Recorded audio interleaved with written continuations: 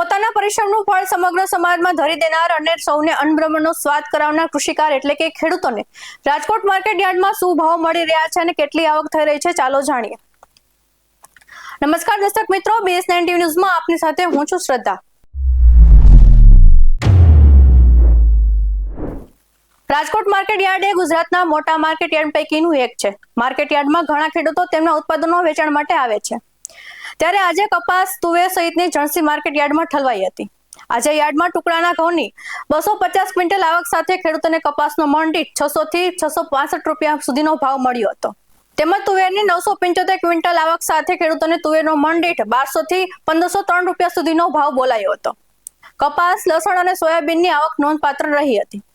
Rajkot market યાર્ડમાં કપાસ બીટીની આવક વધુ રહી હતી, ત્યારે કપાસના 1321 થી 1500 ભાવ બોલાયા હતા।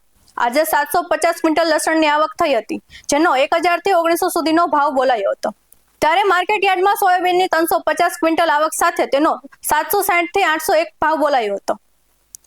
શાકભાજીની વાત કરીએ તો યાર્ડમાં અત્યારે સૌથી વધારે બટાટા, ટામેટા, કોબીજ, વટાણા તેમજ વેલાસ પર થતા તુરિયા, ગલકા, કાકડી, દૂધી જેવા શાકભાજીની આવક રહી છે। ખેડૂતોને બટાટાનો 160 થી 300 રૂપિયા ભાવ મળ્યો હતો, જ્યારે વટાણાનો 300 થી 450 રૂપિયા ભાવ મળ્યો હતો।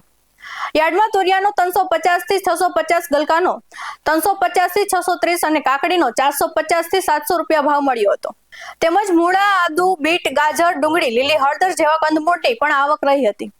આ સાથે સરદાર વલ્લભભાઈ પટેલ મુખ્ય માર્કેટિંગ યાર્ડના ભાવની વાત કરીએ તો કપાસના 1321 થી 1500, લોકવન ઘઉંના 580 થી 665, ટુકડા ઘઉંના 600 થી 665, મગના 1187 1649, તલીના 1800 થી 2060, જીરુના 3400 થી 3850 સાથે વાત કરીએ તો તુવેરના 1200 થી 1503 રૂપિયા ભાવ બોલાયો હતો।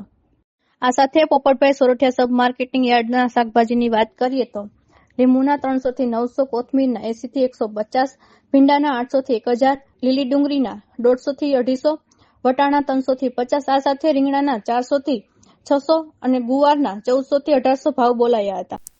આવા જ વધુ અહેવાલ સાથે મળતા રહીશું। તમે અમારી YouTube ચેનલને સબસ્ક્રાઇબ કરવાનું અને અમને Facebook અને Insta પર ફોલો કરવાનું ભૂલશો નહીં। બાકી અવનવી અપડેટ્સ મેળવવા માટે આપ જોતા રહો BS9 TV ન્યૂઝ। નમસ્કાર।